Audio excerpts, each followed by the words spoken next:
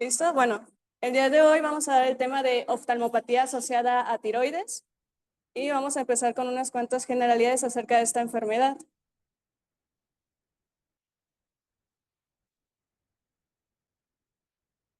Bueno,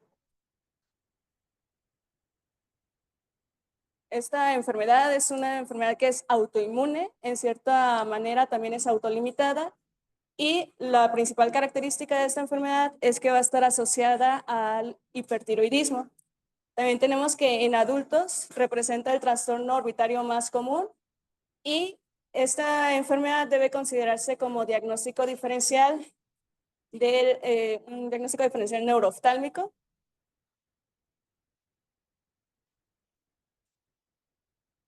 Principalmente en pacientes que presentan visión doble, sobre todo de tipo vertical, y en pacientes que presenten signos o síntomas orbitarios.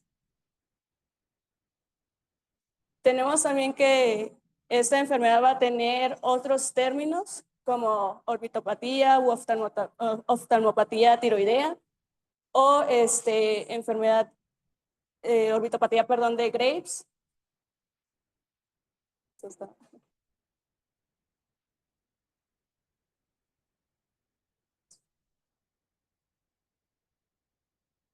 Ah,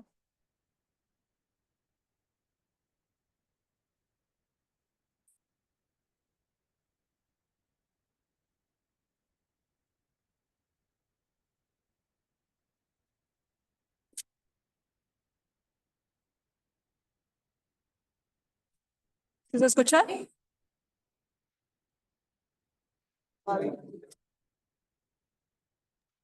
Sí, Doc, se escucha y se mira las diapositivas bien. Ok.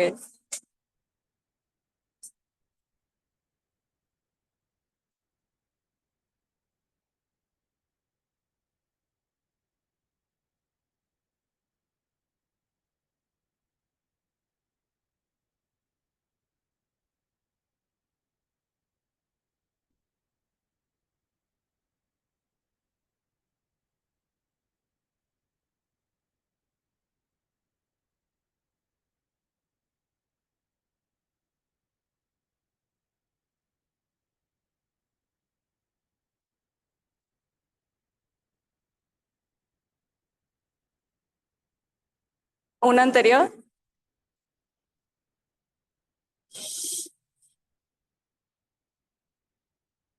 ¿Sí se sigue escuchando? Sí, pero sí, sí, sí, ya están cambiando. Listo. Okay. ¿Le regresamos una antes? Bueno, otros términos acerca de la oftalmopatía asociada a tiroides es la orbitopatía o oftalmopatía de Graves. También se puede conocer como enfermedad ocular tiroidea, como orbitopatía o exoftalmos endocrino, orbitopatía tiroidea, exoftalmos maligno, u también oftalmopatía infiltrativa. Tenemos como principales factores de riesgo, como ya se había mencionado, el que presenten hipertiroidismo. También se ha asociado al tabaquismo, el que desarrolle esta enfermedad y sobre todo que presente una exacerbación o progresión de la enfermedad en pacientes fumadores. También va a ser más común en mujeres caucásicas, pero a la vez también va a ser más grave. También se presenta o factor de riesgo es la edad avanzada, sobre todo en hombres, y el que hayan tenido algún tratamiento con yodo radiactivo. También vamos a encontrar que se realizaron estudios en gemelos disigóticos y monocigóticos, en donde se representó que tenían cierta predisposición genética, sobre todo en estos antígenos leucocitarios humanos de aquí, DR, B8, DQ3 y DW. Así como también en estudios se demostró que ciertas áreas de los receptores de TSH en el cromosoma 24, el cromosoma 14, presentaban ciertos polimorfismos de ciertos genes específicos, incluidos el IL-21, que estaban en el receptor TSH. Y bueno, en cuanto a la fisiopatología, debemos de tener en claro que existe cierta relación entre lo que son los tejidos tiroideos y los tejidos orbitarios. por lo que en general se presenta un proceso autoinmune que va en contra de esos receptores. Tenemos primeramente que existe una infiltración orbitaria tanto de células B como de células T que activan a los fibrocitos preadipocitos, en los que estos se van a empezar a aumentar más bien la cantidad de receptores, tanto de TSH como los receptores de factor de crecimiento similar a la insulina. Todo esto va a ocasionar que se liberen ciertas citoquinas inflamatorias, como las que se muestran aquí, como el interferón gamma, el factor de necrosis tumoral alfa, y ciertas interleucinas, entre ellas la 6, la 10, la 12 y la 17. También tenemos que va a haber también cierta liberación de glicosaminoglicanos, sobre todo el ácido hialurónico, lo cual va a provocar toda esta infiltración, el acúmulo de líquido en el espacio intersticial, provocando un edema prolongado y con esto cierta cicatrización. También tenemos que estos fibroblastos se van a diferenciar tanto en miofibroblastos como en adipocitos maduros. Estos adipocitos van a ocasionar al final de cuentas cierto aumento de volumen adiposo, sobre todo en el tejido, bueno, en el área orbitaria, y los miofibroblastos van a ocasionar la rigidez muscular que se presenta característica de esta enfermedad. Y bueno, prácticamente aquí les puse ciertos puntos base de lo que se presenta en la fisiopatología. Hay infiltración de células plasmáticas, linfocitos y mastocitos. El depósito de glicosaminoglicanos va a provocar cierta cicatrización. Y en las fases agudas es donde vamos a encontrar los cambios inflamatorios. Y aquí lo importante también es que en la fase inactiva crónica es donde ocurre también lo que es la infiltración de grasa de los músculos. Y esta enfermedad va a presentar cierto patrón en la que se describe como la curva de Randle, en la que nos muestra el progreso de la gravedad dependiendo del tiempo. Tenemos tres fases importantes: la fase inicial, que dura aproximadamente de 6 a 18 meses y que posteriormente se limita.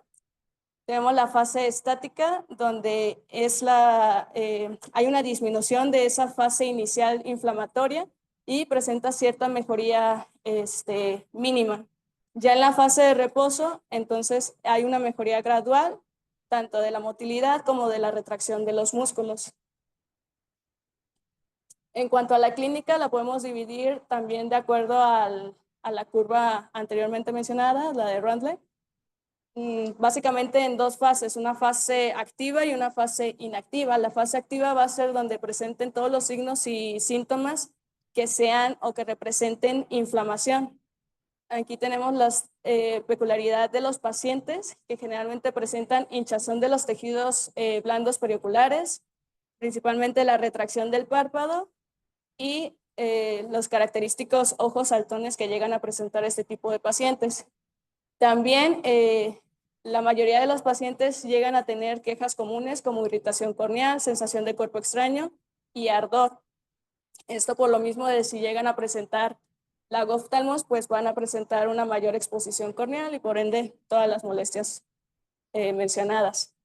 Tenemos que esta enfermedad va a tener una presentación gradual, ya que los signos y síntomas se van a ir presentando a lo largo del transcurso de semanas, por lo que si se llega a presentar cualquiera de los síntomas de una forma muy aguda, pues podríamos empezar a descartar que se trate de la oftalmopatía asociada a tiroides. Y también tenemos que en la mayoría de los casos se presenta de forma bilateral, aunque puede llegar a presentarse de forma asimétrica o inclusive de forma unilateral.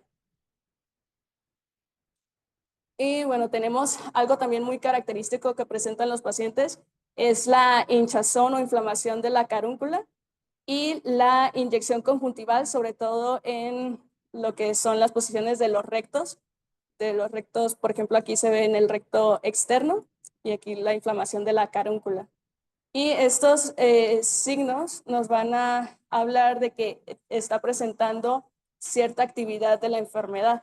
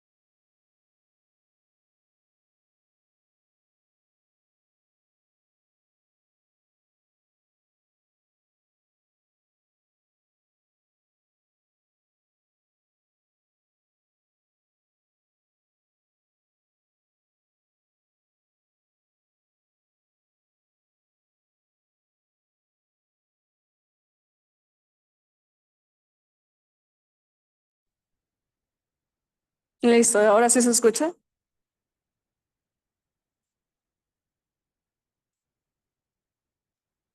Sí se escucha, Doc. Nada más cuando habla alguien más, creo que ya no. Ok, listo. Entonces, vamos a tener que también pueden llegar a presentar estos pacientes miopatía, que puede representarse de forma sintomática con visión doble o limitación de movimientos oculares, o de forma asintomática en donde lo podemos evaluar mediante estudios de imagen, que más adelante vamos a hablar de ello. ¿Le regresas a una anterior?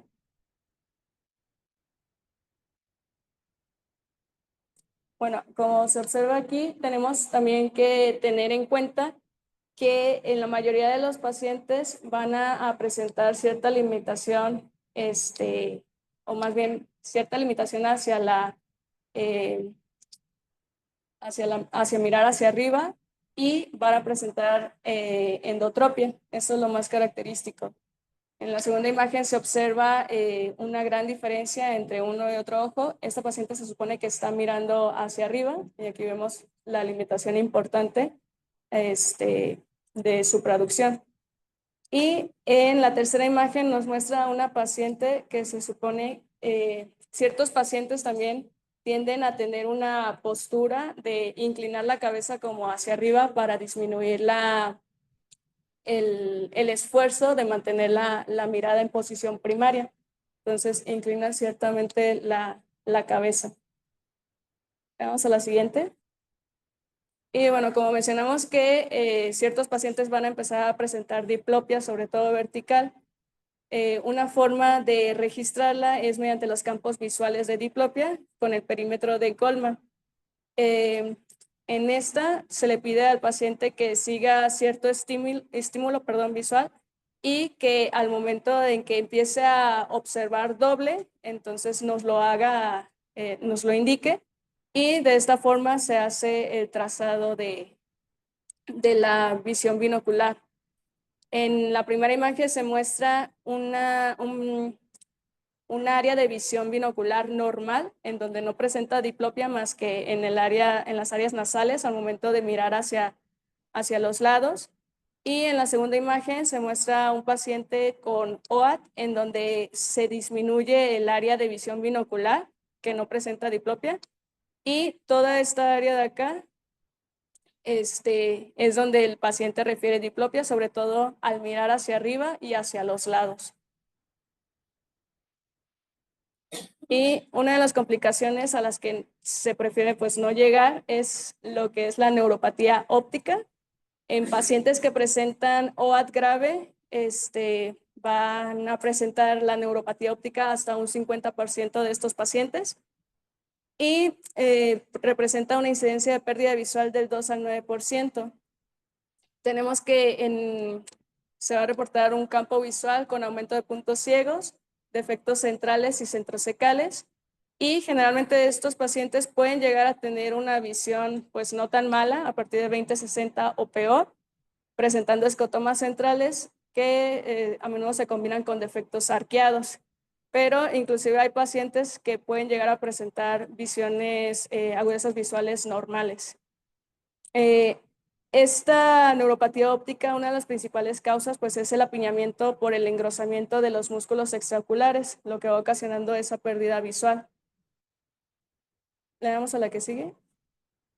Entonces, otra de las características de la neuropatía óptica es que pueden presentar discromatopsias, por lo que también es importante realizar test tanto de color como de contraste. Para esto tenemos dos pruebas. Una de las pruebas que es más fácil de realizar en el consultorio y que tenemos más a la mano es el test de Ishihara, en sus tres versiones de 6, 24 y 38 placas. Con una de 6 placas, pues ya nos da un cribado rápido. De 24 placas, una versión estándar, y con eso bastaría para orientarnos si existe cierta alteración a la sensibilidad del color. Otra de las pruebas es la prueba dicotómica D15, en donde esta prueba resulta más confiable y más registrable para llevar un proceso de seguimiento para el paciente. en donde se le pide al paciente que ordene las fichas de colores según él considere. Acá abajo tenemos el esquema que representa cuando el paciente coloca las fichas de manera ordenada, en donde lo característico es que se orienta hacia la periferia del círculo, pero cuando hay cierta disminución de sensibilidad al color rojo, va a presentar el patrón que se muestra en la segunda imagen, disminución al patrón, al color verde en la tercera imagen y al color azul en la cuarta imagen. Esos son los patrones característicos de esa disminución de sensibilidad dependiendo del color.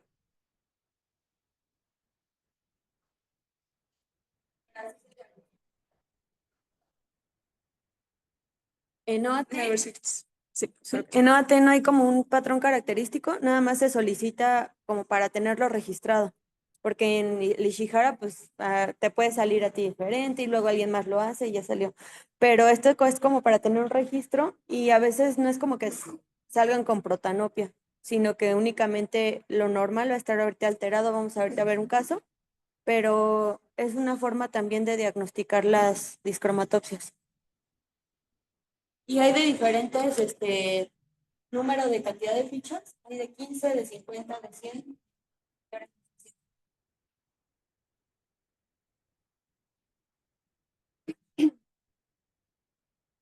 Y bueno, para la sensibilidad al contraste tenemos la plantilla de Peli-Robson, en donde pues ya se le indica al paciente que nos diga cuáles son las últimas letras que alcanza él o que logra distinguir, en donde se va disminuyendo en la plantilla el contraste, pero el tamaño de la letra continúa, es el mismo en todas las letras. Y pues también se puede registrar. Tenemos también que los pacientes pueden llegar a tener un defecto pupilar aferente, en donde cuando se pasa la luz en los ojos normales, pues existe esa miosis normal, ya que el nervio pues no está afectado y capta toda la luz y logra transmitir la señal para que haya ese reflejo de miosis. En cambio, cuando hay una afectación aferente, cuando se pasa la luz por el ojo afectado, ya sea que se dilata la pupila o no hay esa contracción completa pupilar. Entonces, lo ideal es evaluarla de forma directa y consensual. Entonces, primero iniciamos de forma directa cada ojo y después de forma consensual para ver que la otra pupila esté reactiva o no. Vamos a lo siguiente. Y bueno, en los pacientes con OAT va a ser característico, o bueno, pueden llegar a presentar más frecuentemente un aumento de presión intraocular que en la población general. En estos pacientes es importante evaluar la presión intraocular de forma especial con el test de Bradley, en donde se toma primero la presión intraocular con la posición primaria de la mirada y después se le pide al paciente que eleve la mirada en supraversión y se vuelve a tomar la presión intraocular. Hay que tener en cuenta que normalmente se llega a aumentar la presión con los cambios con el movimiento ocular y puede llegar a ser normal incluso un aumento de presión de 4 a 6 milímetros de mercurio, pero a partir de que se aumente entre las posiciones más de 9 milímetros de mercurio, entonces ya podemos hacer cierta correlación de que pueda existir una neuropatía óptica compresiva.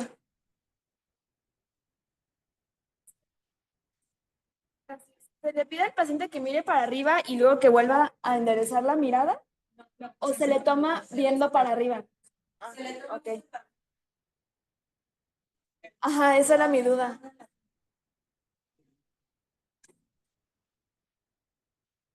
Entre el eje en donde está el eje pupilar, casi va a quedar como entre el eje pupilar y el índice.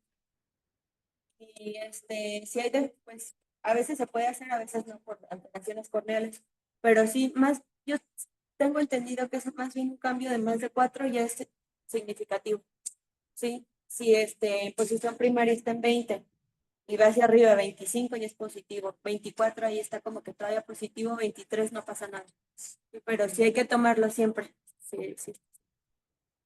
Esto pasa por la restricción de los músculos, que podríamos decir que porque había un estudio que decía que no se sabía bien, pero muchas veces que por la restricción del recto inferior cerraba un poco el drenaje de...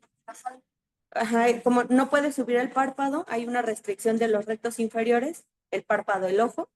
Entonces ese jalón del recto inferior a la supra cierra un poco los ángulos. Entonces se eleva la presión.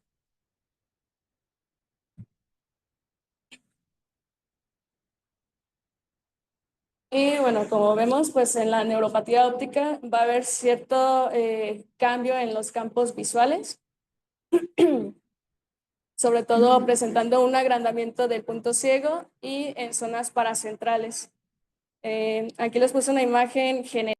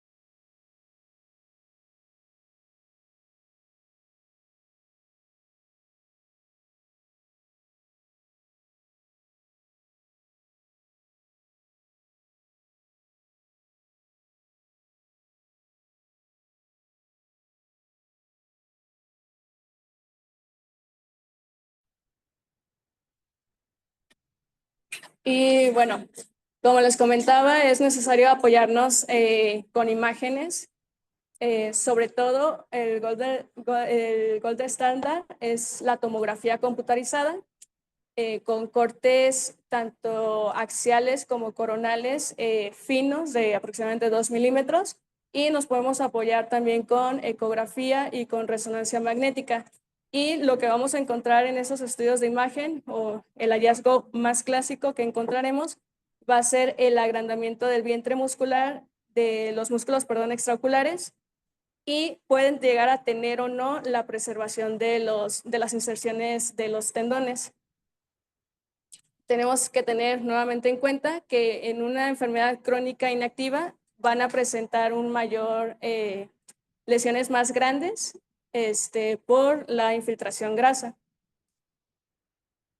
Y bueno, aquí se muestran imágenes de tomografías.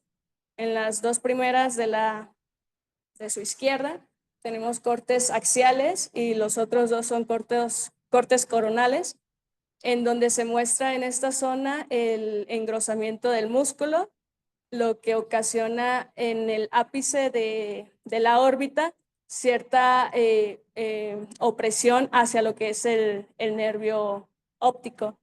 En la imagen de abajo también llegamos a ver el engrosamiento de los músculos. El asterisco representa igual el nervio óptico, que de igual forma está comprimido.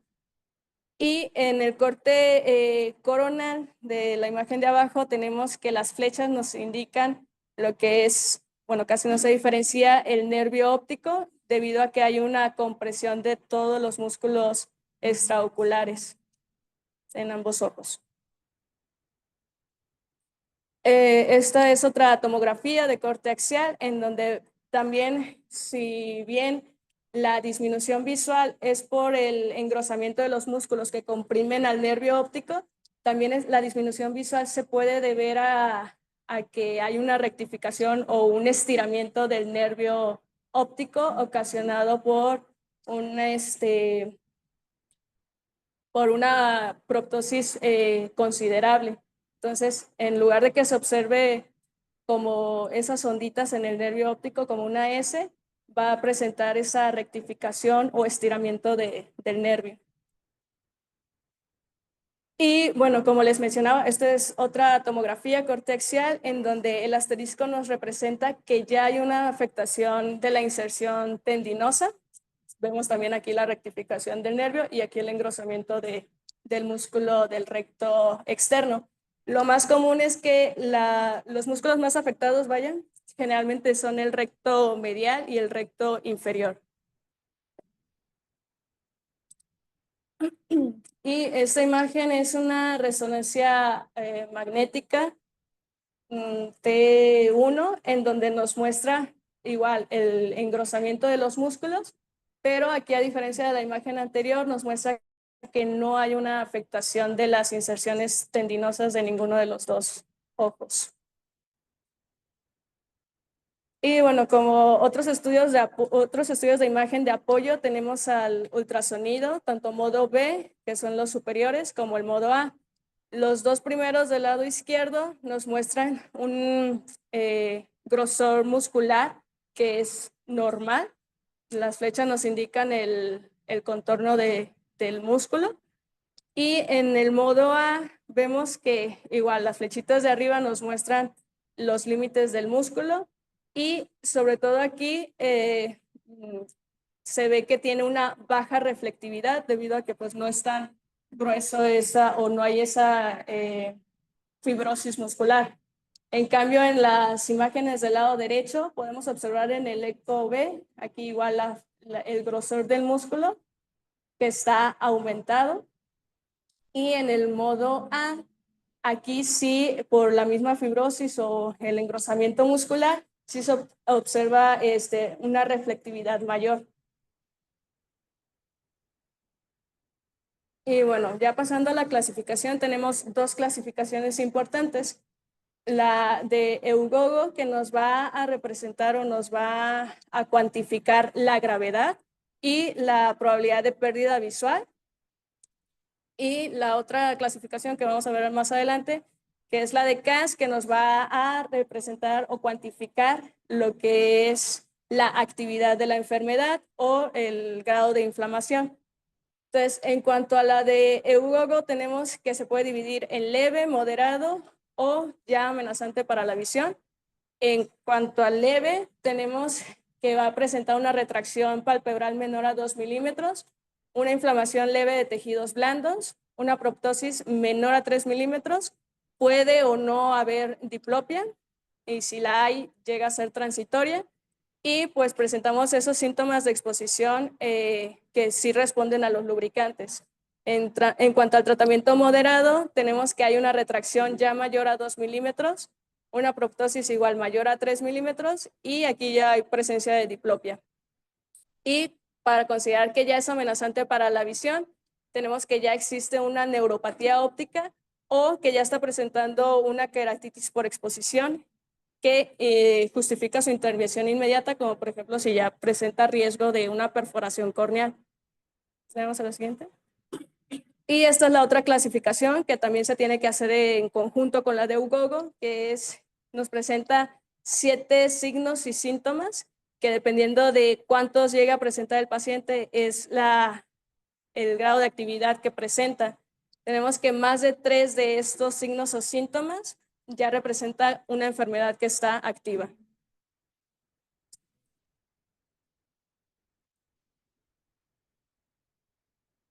Siempre que llega un paciente a consulta, lo primero que hay que hacer si ven datos de inflamación o de actividad es preguntar todo esto. El inferior y después el medial. Pero para saber si el paciente, ahorita les vuelvo a explicar como un poquito de la fisiopatología, como ya para que quede como en conclusión.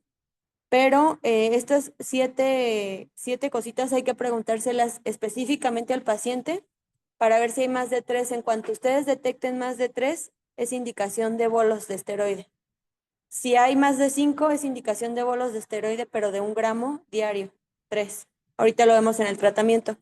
Pero si no detectan esto, el paciente se les va a ir activo y va a seguir inflamándose. Mientras más inflamación crónica tenga, más secuelas le dejan. Y el paciente va a estar siempre con síntomas de superficie, dolor a los movimientos. Y la otra, la de Eugogo, es cuando ustedes sospechen que el nervio se está infartando o se está comprimiendo o está viendo una neuropatía. Entonces, la otra, digamos que no la pueden no hacerla a diario, pero si ya están viendo un ataque con esos músculos engrosados, entonces sí hacen la de Ugogo para ver qué tanto riesgo de que pierda su nervio o que pierda la visión tiene. Es como riesgo de gravedad, pero este es riesgo de como de inflamación. ¿Qué tanta inflamación hay? Y de acuerdo a esta, bueno, entre las dos, si ya ven que es mucho riesgo de que una neuropatía compresiva, pues es una descompresión orbitaria de urgencia. Si hay mucha inflamación, aparte de eso hay que darle también esteroides. Esta clase van a decir que porque está en neurooftalmo. La verdad que está enfocada a la parte de la neuropatía óptica compresiva. Esto de la actividad, a lo mejor no nos vamos a enfocar mucho, eso ya a lo mejor si la volvemos a ver en oculoplástica, pero aquí era para que vieran, vamos a ver un caso como más enfocado a la neuropatía óptica y cómo se valora, tanto de forma clínica como con imágenes, la neuropatía óptica, que pues es neuro, o sea, ¿qué tendría que ver esto? Pero tiene dos fases la enfermedad, bueno, afecta varias cositas la enfermedad y entre ellas la neuropatía. Ahorita se queda ahorita más claro con el caso.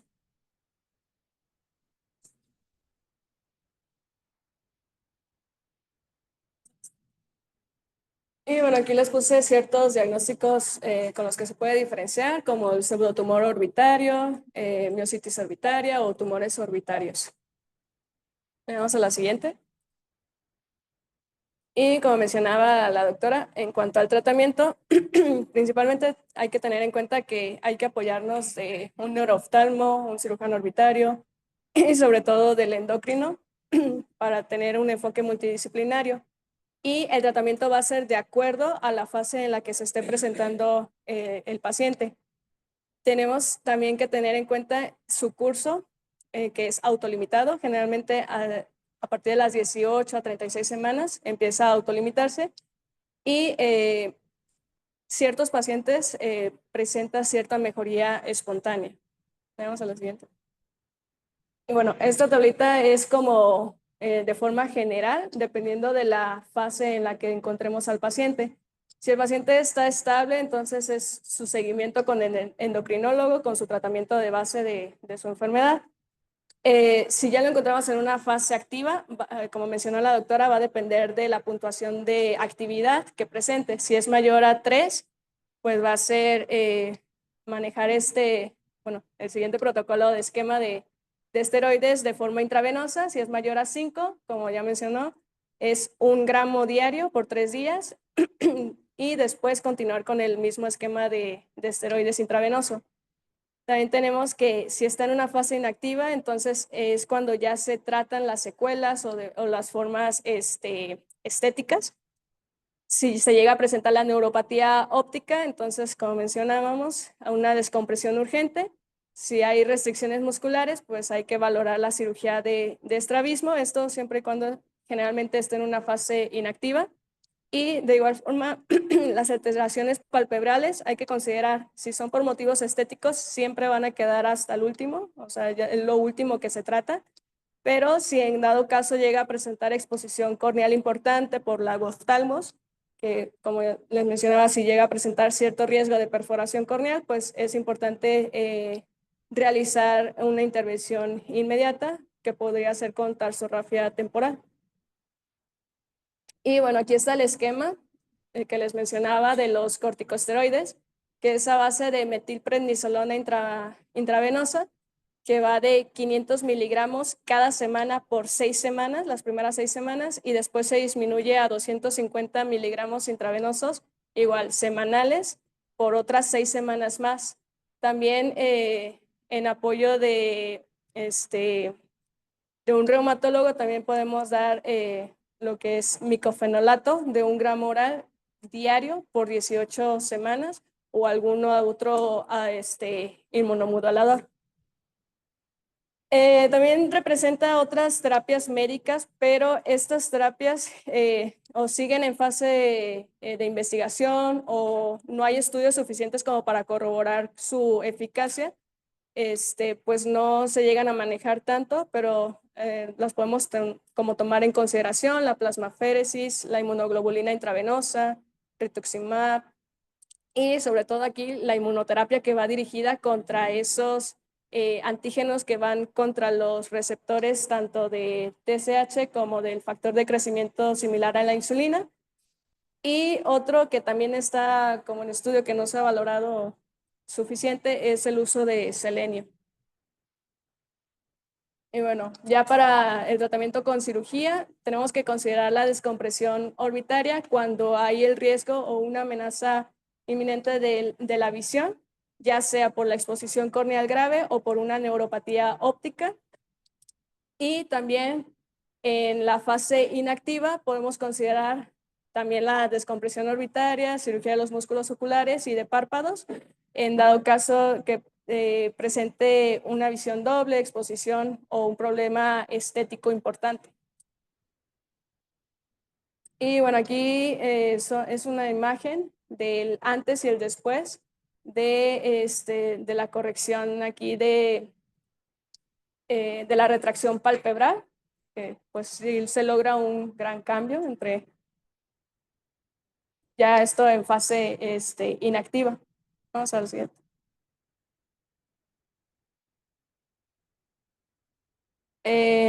Y otras indicaciones de cirugía es que se llega a presentar inflamación orbitaria grave para reducir la proptosis antes de la cirugía de los músculos oculares, cuando hay una intolerancia hacia los corticosteroides y, como se mencionaba, por última de cuentas, es cuando es por algo estético. Y 3 puntos importantes ya para finalizar, es que para corregir la visión doble se puede recurrir a la cirugía de los músculos oculares. La desalineación más común es la esotropía y la hipotropia combinadas. Y cuando se realiza la corrección de hipertropias, lo ideal es dejar una cierta subcorrección, ya que después de la cirugía tienden a sobrecorregirse. Y prácticamente sería todo.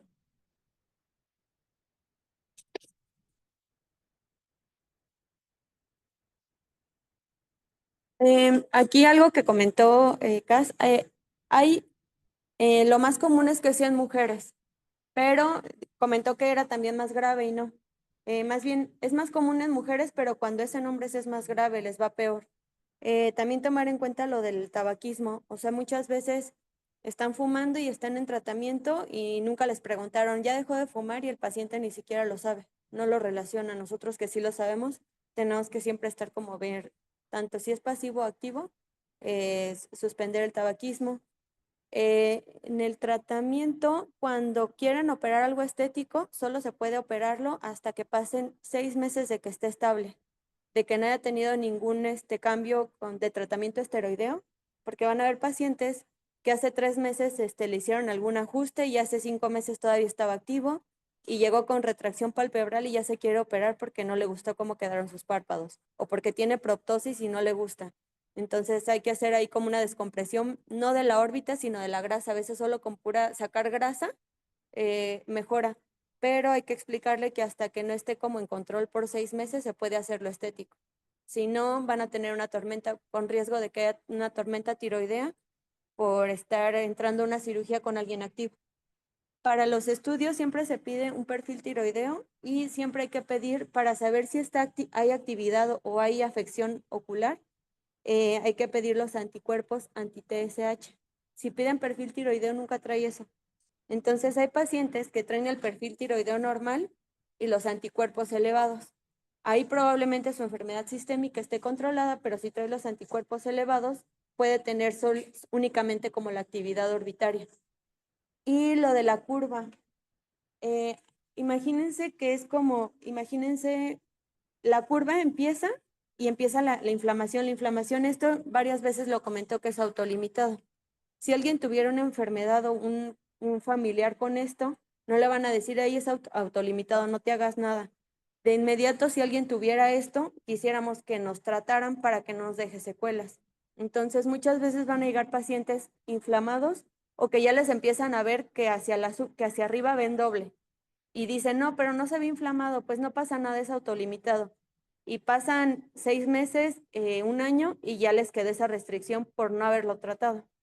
Entonces, muchas veces hay que valorar si sí dejarles tratamiento o no, porque si no les dejan, mientras más lo agarremos para darle tratamiento en sus fases activas, va a ser mejor para el paciente. Si llega inflamado de inmediato el tratamiento, hay pacientes que se tardan, les vale, no llegan a consulta y ya llegan cuando está todo crónico y con todo fibrosado. O sea, ya no hay forma de ayudarles.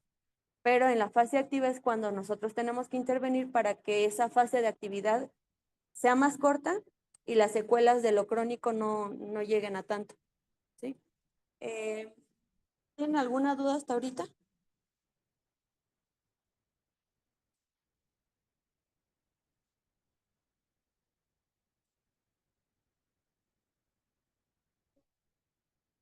Sí, sí pasa. Había un paciente que el perfil tiroideo todo normal y de hecho ni se consideraba enfermedad como tiroides, pero tenía toda la clínica a nivel ocular. Entonces sí puede pasar, pero son como uno de cada, quién sabe, pero es muy raro, pero sí pasa. Pero siempre anticuerpos anti-TSH y hay que especificarlo. Y ahorita vamos a ver un caso como para que esto quede un poquito más claro, sí. Del tratamiento. Sí, el tratamiento nosotros vamos a dar cuando veamos el CAS, o sea, la actividad o la inflamación, nosotros de inmediato. ¿Y cómo se da? Vamos a darle una receta donde se pide metilprednisolona, viene de 1 gramo. Si se le va a pasar 500, pues nada más vamos a tomar 500. Eso se va a canalizar al paciente y se le va a pasar en una solución salina en 40 minutos. O sea, a la solución le pones la metil, lo canalizas y en 40 minutos que esté pasando lentamente. Eso cada semana. Y cada semana que llegan los pacientes a ponerse su siguiente bolo, hay que checarles todo. O sea, son pacientes, esta cita de un paciente de tiroides es verles todo. Es como de primera vez cada cita. Entonces llegan y agudeza. Llegan y la exposición corneal, ¿cómo va? Si tiene QPS, todo el segmento anterior. Después, defecto pupilar, movimientos, la presión, el Braille, la exoftalmometría. Después hay que dilatarlos y ver el nervio óptico. Y como que son pacientes que su consulta es bastante tardada, hay que siempre tomar fotos de los movimientos para dejarlo como en evidencia, de que cada vez va mejorando. Todo lo de CAS, hay que preguntarlo siempre de que si le duelen los ojos al movimiento o al reposo, los párpados cómo siguen, si ya siguen menos inflamados, la carúncula, la inserción de los músculos.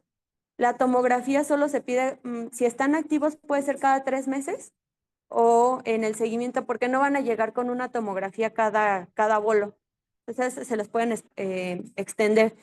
Y pues si ustedes los están tratando y están viendo que está activo, de inmediato hay que mandarlos con el endocrino. Porque pasa que ustedes los están tratando y el ajuste sistémico no está. Siempre va como acompañado de endocrino. Lo que vieron de adalimumab, rituximab, todo eso, son como extra, como un apoyo extra a los bolos. Entonces esos los da reumatología, nosotros no. Entonces se lo mandamos y le decimos, es que ya ven el bolo 6 y sigue activo. Y el CAS de 3 y el CAS de 3. Entonces ya nos podemos apoyar de un inmunomodulador, un biológico para que nos ayude un poquito más. El selenio se da como si fuera la aspirina, haz de cuenta, como que algo extra que le puede ayudar un poquito, se le puede dejar selenio. Hay unos estudios que dicen que sí sirve y otros que no. Y como que ese todavía está ahí, pero eso es vía oral. El esteroide nunca va vía oral. He visto pacientes que están activos y les empiezan vía oral, el esteroide no sirve de nada, son bolos. ¿Sí? Entonces, si es CAS de 3, más de 3, digamos que está ahí como que mientras más puntos es más actividad y más inflamación. CAS más de 3 empieza con 500, 6 bolos y después de 6 semanas pasa a 250. Siempre un esteroide va a dosis reducción. Y si es CAS más de 5, pero que todo lo cumplió y está súper inflamado, entonces son bolos de 1 gramo, 3, y ahí se pasan a bolos de 500 gramos, 6, y después a la semana después de los 3. O sea, hoy, por ejemplo, jueves, viernes, sábado, van a estar viniendo hoy, va a venir mañana el paciente y va a venir pasado. Hay que checarles todo otra vez. Y a la semana vuelven a venir a empezar los de 500. y a la semana, ya que pasen esos, vuelven a venir a empezar los de 250. Es un tratamiento súper largo y después, y ya que terminan, y luego 6 de 250. Y en la receta, pues a veces la ámpula pues se desperdicia porque se va a contaminar. Entonces siempre es una ámpula de 1 gramo, no hay tengo entendido, no hay de 500. Entonces a veces, sí hay de 500, no recuerdo, pero cuando es de 250 siempre se desperdicia, porque sí, de 250 no hay. Y pues eso pues se apoyan de una enfermera, porque o si ustedes lo canalizan, pero pues si llegara aquí yo creo que puede subir con Isa y que nos apoya a que la canalicen y le pasen el medicamento. ¿Y tienen alguna otra duda? A ver, entonces, nada más aquí para que quede un poquito más claro, vamos a ver este caso. Como es de neuropatía y de oculoplastia, bueno, más bien de neurooftalmo, les puse este caso. No todos llegan así, a veces no tienen nada de baja visual y a veces sí, a veces solo están inflamados. Entonces, vemos aquí un paciente de 60 años, llega por síntomas de superficie y empezó a notar como sus ojos más saltones. Además es fumador y también empezó a ver doble y ya está diagnosticado con hipertiroidismo. Muchas veces empiezan obviamente con hipertiroidismo, se les da yodo o se les da algún tratamiento para que queden en hipo y aún así tengan hiper o hipo, pueden tener enfermedad ocular. La siguiente. Bueno, ya estaba en tratamiento con levotiroxina. Muchas veces ese tratamiento si llegan activos, pues no va a estar ese tratamiento ajustado. Y aquí podemos ver, pues sí se ven como datos de inflamación a nivel de la carúncula sobre todo. Y pues en esta imagen se puede ver como esa proptosis. La que sigue, probablemente nosotros no conocíamos al paciente antes. A lo mejor podemos ver que es un paciente como que se ve normal, pero probablemente antes no tenía así los ojos, ¿sí?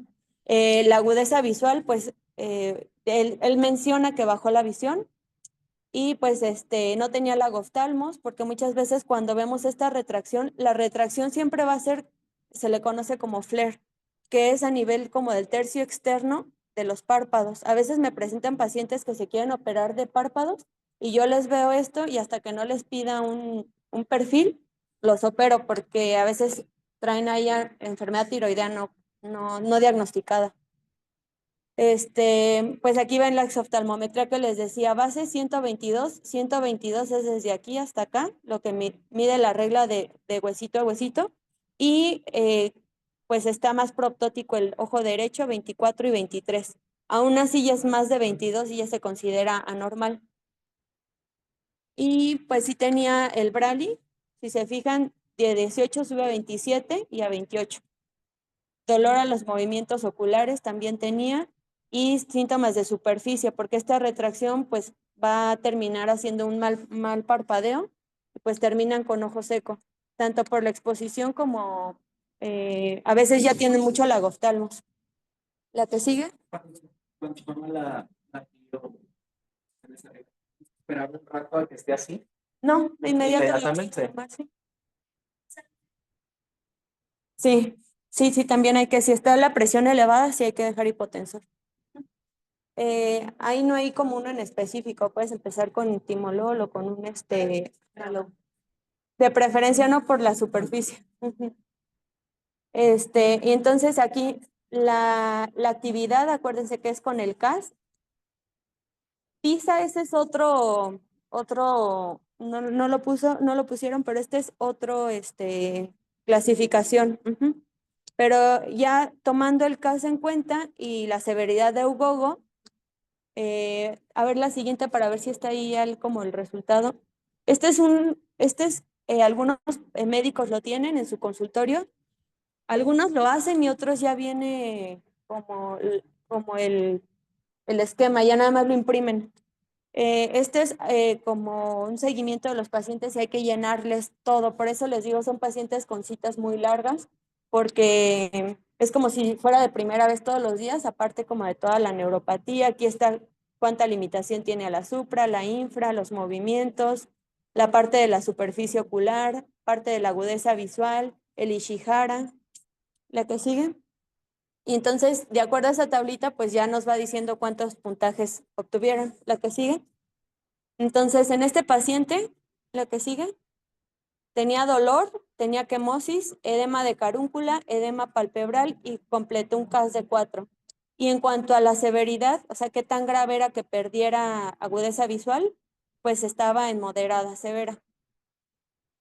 Entonces, aquí, pues hay que pedirle, enviarlo yo le pediría a los laboratorios el perfil para ver qué tan controlado está. Se le pidieron potenciales visuales, todo es registrable. Entonces, si está teniendo baja visual y aquí por la neuropatía, pues hay que tratar de dejar registrado todo. Se le pueden pedir campos visuales, se le puede pedir la TAC de órbita para ver cómo esa proptosis, si es solo por músculos, eso también faltó comentarles. Hay proptosis que solo es porque hay aumento o engrosamiento muscular y hay proptosis que es solo por aumento de la grasa. Hay pacientes que se quieren descomprimir y resulta que en la TAC no hay nada de grasa, sino que es puro músculo. Entonces no se puede. O es descomprimir paredes. Pero con esto nos damos una ayuda de si es grasa o los dos. Los potenciales visuales y los laboratorios y la evaluación con el endocrino. ¿La que sigue? ¿Y el tratamiento se inició inmediatamente o hasta tener los estudios? Hay que pedir para dar bolos, no podemos darlos de inmediato. Siempre se piden estudios, se llama perfil infeccioso. Hay que pedir PPD para ver que no tengan tuberculosis activa. Hay que ver cómo están las pruebas de función hepática. Se les solicita también para sífilis, porque todo eso, al dar esteroides, lo podemos activar o empeorar. Entonces, si ves alguno de este perfil infeccioso, pues alterado, no le puedes iniciar bolos. Hasta que no le den su tratamiento. Ya pasó con una paciente que tenía el PPD positivo y los bolos urgían y ahí hay que valorar. Es más importante el riesgo de que se le active su tuberculosis o darle esteroides para que mejore su inflamación. Entonces, ya que llegan con ese perfil, ya les puedes iniciar los esteroides ya sin problema. Y si está el perfil alterado, no pasa nada, el perfil tiroideo. Ese ya es tratamiento por endocrino. Entonces, perfil tiroideo, laboratorios, los campos, pruebas de sensibilidad al contraste. Ahorita vamos a ver un ejemplo. La de los colores, los potenciales visuales, también ahorita vamos a ver uno. Esto es para registrar que hay neuropatía óptica compresiva. Entonces, por eso les puse este caso, no a todos se les pide. Como este paciente tenía baja visual, se le solicitó. ¿La que sigue? ¿Mande? Sí, aparte es hombre, es más riesgoso. Creo que los anticuerpos anti-TSH que les digo que siempre se solicitan. Y aquí están sus resultados. A ver, la que sigue para ver si... de los campos visuales no hay como un patrón específico. ¿Sí? No hay como que, si es arqueado es tiroides, o sea, no. Nada más hay baja visual y pues pueden ver un defecto generalizado ahí. ¿Sí? Sí. Sí, también lo tomas en cuenta de acuerdo a la agudeza visual, pero sí, con pues, puede ser 32 o un 24, la verdad no es como que con un 24 también, 24 se puede. Este es el test de Farnsworth-Munsell. Y este paciente, si se fijan en su ojo derecho, va todo bien. ¿Sí? Y se puede volver a hacer si se equivocó. Por ejemplo, el ojo derecho acomodó todas las tapitas bien y se sacó un 10, ¿no? En el ojo izquierdo, aquí ya cambió uno de los colores y ya salió una alteración. Se fijan, no es un patrón de deuteranopia como lo vieron o de protanopia, pero sí hubo ahí un error. Luego lo volvió a repetir y volvió a tener el mismo error. Esto es una forma como de hacer el Ishihara, pero ya registrable. La que sigue. Es una sensibilidad al contraste. Lo ideal es que la sensibilidad, o sea, que estos puntos caigan en la parte normal, que es lo grisáceo. Entonces aquí les van poniendo como la imagen que puso su compañera, que es una tabla con diferentes contrastes, y le van pidiendo al paciente si lo ve, que lo lea, y en algún momento lo dejan de leer y entonces van poniendo, pues el primer punto llegó hasta aquí, el segundo acá y pues todo alterado, ¿no? El ojo derecho ni siquiera, o sea, no cae en la parte, y esto no lo hacemos nosotros, pero es una forma de registrar también que hay baja sensibilidad al contraste, la que sigue. Y estos son los potenciales visuales evocados. Es otra forma de registrar la alteración o la neuropatía óptica. Y aquí que sepan, esto tampoco se los mandamos a hacer y tenemos que ver el P100. El P100 tiene que tener una como variación o más 100, perdón, más 10 o menos 10. Es decir, si tiene un P100 de 109 es normal, P100 de 98 normal. Pero si aquí vemos una alteración del P100 115, está normal. O sea, eso con que se queden con eso, la verdad que ya meternos mucho, pero no lo piden tanto, muchos lugares ya ni lo hacen, pero es otra forma de registrar esta baja visual. ¿Se sigue? Y vemos la tomografía, pues los músculos engrosados. Lo más importante de esta tomografía es el nivel del látex para ver qué tanto estos músculos están aplastando al nervio, ¿sí? Porque acá pues hay mucho espacio, no pasa nada si está así de gorditos, pero hay espacio. Lo importante es una imagen a nivel del látex para ver justo si el nervio se está aplastando o no. ¿La que sigue? Esta imagen. Entonces, aquí hay que pedir cortes finitos o con el video nos vamos hasta el ápex y justo en esta imagen coronal es donde mejor se ve. ¿La que sigue? Bueno, entonces ya como un resumen, tiene un CAS de 4, entonces está activo. La tomografía ya la vimos. Los laboratorios estaban del perfil tiroideo alterados. Tenía limitaciones ya de movimientos y todos los estudios, potenciales visuales, campos visuales, el defecto pupilar, todo estaba alterado. Entonces eso nos habla del daño al nervio óptico, que es justo como esta clase lo que se tiene que quedar, la parte del daño al nervio, porque la actividad pues no creo que en el examen les pregunten ahorita, a lo mejor en el de oculoplástica. Entonces, continúa.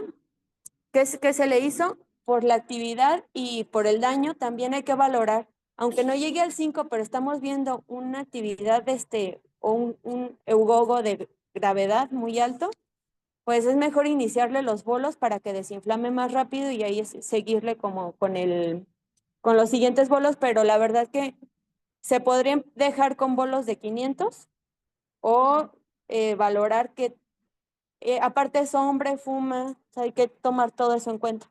¿La que sigue?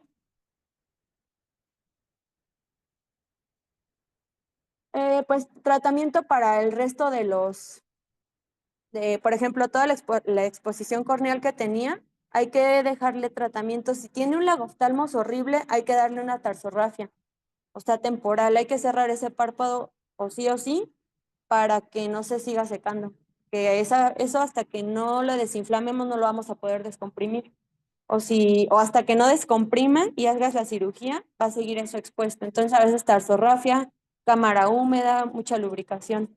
Ya de ahí, después de los gramos de los bolos de 1 gramo, pasamos ya a la descompresión orbitaria, en este caso, como vieron la TAC. Sobre todo en este paciente se decidió esa descompresión. Pasaron después a los bolos de 500, después a los bolos de 250. Creo que aquí va mejorando la limitación de los movimientos. Y si se fijan, ya la visión mejoró. No había lagoftalmos. La presión intraocular también mejoró. Estaba más elevada al inicio. Seguía habiendo dolor a los movimientos. Y la exoftalmometría ya había también mejorado. ¿La que sigue? La que sigue, nada más para que vean, se le hizo la descompresión. Otra.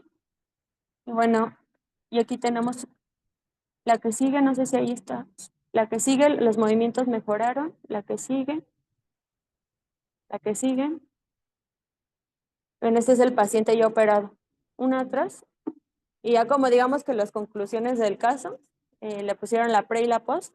Y pues tanto la agudeza visual como la presión y en general la limitación de movimientos, la exposición escleral, la proptosis, todo mejoró.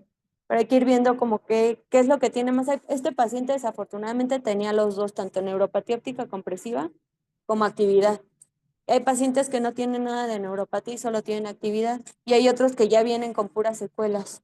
El párpado horrible y los ojos todos saltones y no hay actividad.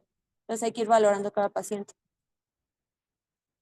De la descompresión se entra, no sé si hay un video, sí hay un video, pero normalmente, ¿qué se hace? Tal cual, si es mucha la grasa en la tomografía, si tú estás viendo muchísima grasa, Hay que entrar como si quitaras bolsas de algún lado. Puedes sacar de aquí bolsita o de la parte superior nasal también se puede sacar grasita. Y se saca grasita para descomprimir. Esa es una. La otra se puede, bueno, tal cual se va y se fracturan las paredes de la órbita. La que se fractura más fácil y la más común que se hace es el piso, pero hay mucho riesgo de que el ojo quede o sea, en oftalmos y que el paciente tenga diplopia. Entonces ya ahorita se trata de hacer como que sea una descompresión, se llama balanceada, donde se trata de hacer las 3 paredes, que es piso, pared medial y pared lateral, para que eso quede como más estable y no te quede con diplopia, porque de otra forma va a necesitar una segunda cirugía por un estrabolo para corregir la diplopia. Entonces aquí se entró por el surco medial que les digo, superior medial. A ese nivel siempre sale también una bolsa grasa. Si se fijan en los pacientes que tengan mucha bolsita, a veces también tienen una bolita en la parte superior. Esa bolsita grasa a veces también la retiramos. Entonces, una forma de entrar directo a la órbita y sacar grasa. Aquí están entrando a la pared medial. Entonces, se llega hasta el reborde, pues directo al hueso, se llega hasta el periósteo. Y una vez que estás como dentro del periósteo, entre el hueso y el periósteo, tratas de hacer como una como tratar de fracturar. Ahí sabemos que está la lámina papirácea y es muy delgadita. Entonces, con una Kelly a veces la encajan como para que inicie el primer hoyito y puedas meter ahora sí la Kerrison, que es esta. Esta es una pinza, esa es otra. Como una dacrio, ajá, entran con una pinza Kerrison y tratan de irse comiendo el hueso. Lo vas viendo, la verdad que nada más hay que respetar 1 centímetro aproximadamente del reborde para atrás, ¿sí? De ahí para atrás lo que te quieras llevar, porque si te llevas aquí muy cerquita del reborde desestabilizas y hay riesgo de que se te fracture el rim y pues como para que le sigas dando estabilidad. Y pues, ¿en la pared media superior? Sí.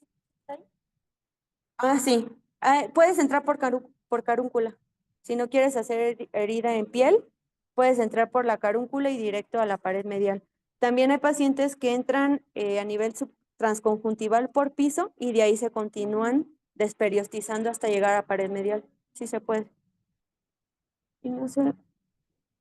Hay una tabla, ya lo vamos a ver si, no sé si venga en oculoplástica, pero hay una tabla que te dice de acuerdo a la cantidad de grasa que saques, la cantidad de milímetros que va a bajar ese ojo. Y si quitas, por ejemplo, pared medial, te dice cuántos milímetros va a mejorar esa proptosis. Si quitas pared medial y pared lateral, cuántos milímetros mejoran. Y si quitas los 3, cuánto aparte con grasa. O sea, te van dando como una tablita. Eso no es una ley. Sabemos que cada paciente reacciona distinto, pero es como una guía que si dices, el paciente tiene una proptosis de 28, algo exagerado, horrible, pues hay que sacar más o hay que descomprimir tantas paredes.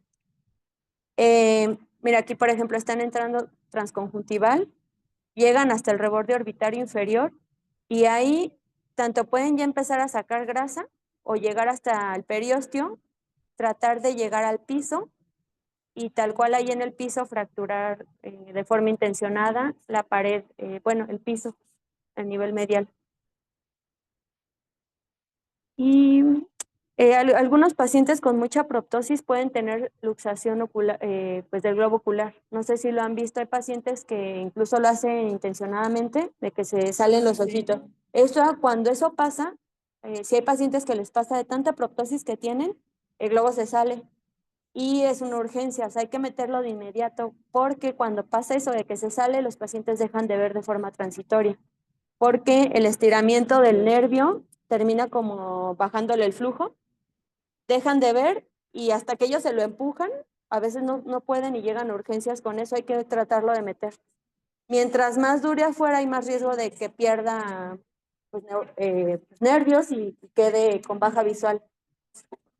Empujándolo nada más, sí, tratando de abrir los párpados y ayudarle, pero sí hay que meterlo.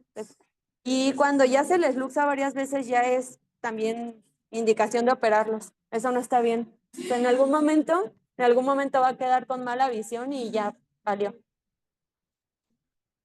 Y ahí están pues llegando al piso, aquí le descomprimieron el piso y bueno, con esta se ayudan como, es súper delgadita las paredes de la órbita, no creen que es un hueso así muy grueso, la parte más gruesa es únicamente en el reborde, atrás parece cascarón de huevo, sobre todo en la pared medial.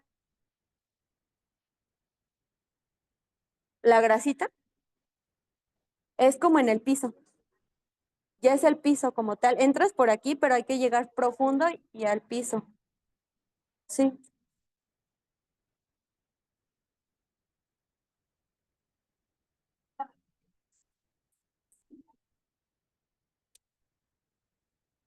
No, no, no, la verdad que no le pasa nada. O sea, el seno maxilar normalmente está pues totalmente cerrado. Y si es que se abriera, no, puedes tener aire en la órbita, que se te pase aire a la órbita, pero eso se autolimita. En algún momento el aire se reabsorbe y no pasa nada. Pero no, a veces no se puede, sí. Les ponen parches de, ajá, que los parches de nicotina, pero sí hay pacientes que pues endocrino y si de plano sí es un así tan problemático para eso, yo creo que sí, pero sí, sí, no, sí, eso sí hay que acordarse nada más, porque a veces se nos pasa, nosotros lo damos por hecho y se nos pasa y siguen fumando.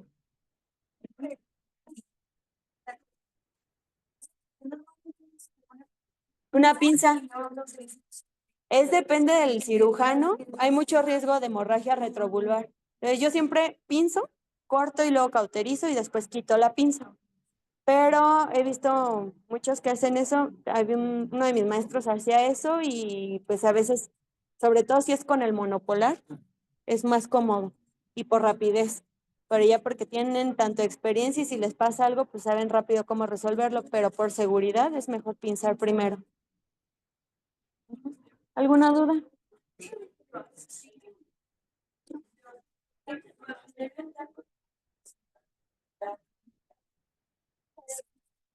En los párpados, acuérdense que el elevador del párpado llega hasta el tarso. Y entonces se abre a ese nivel, se despega la aponeurosis del tarso y a ese nivel se mete algo que se llama espaciador.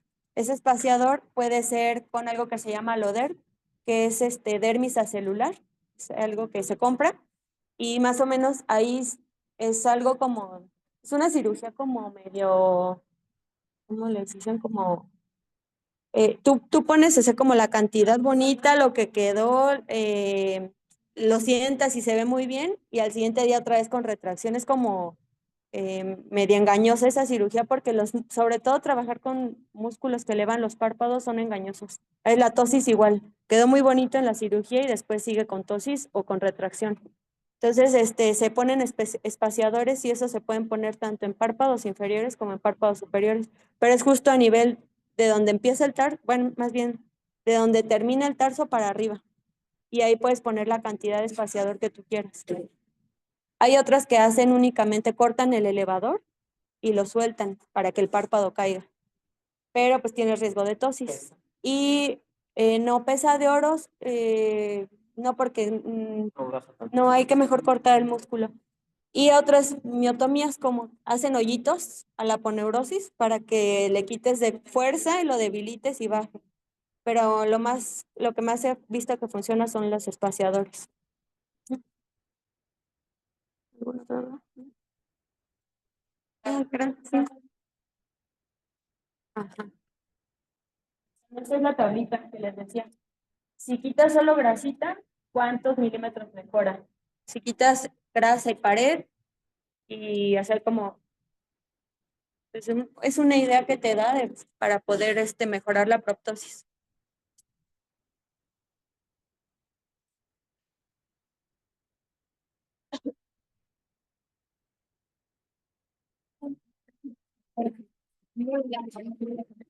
Sí, potenciales visuales abordadas.